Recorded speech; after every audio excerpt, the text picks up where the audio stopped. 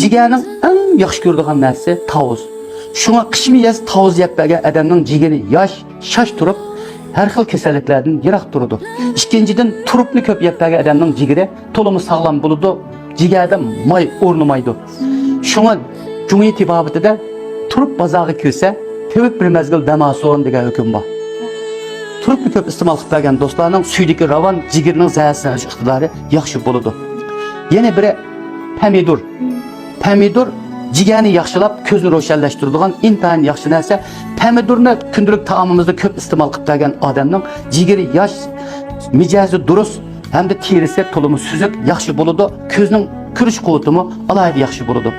Yana jigar yaxshi ko'radigan narsalar buningdan qolsa sabza, barliq mevalar. Tatliq mevalarning o'zini jigar bak yaxshi ko'rdi. Jigar hujayralar tatlı xumar hujayralar. Buningdan qolsa tatliq mevalar, qand kezaklarni yaxshi ko'rdi.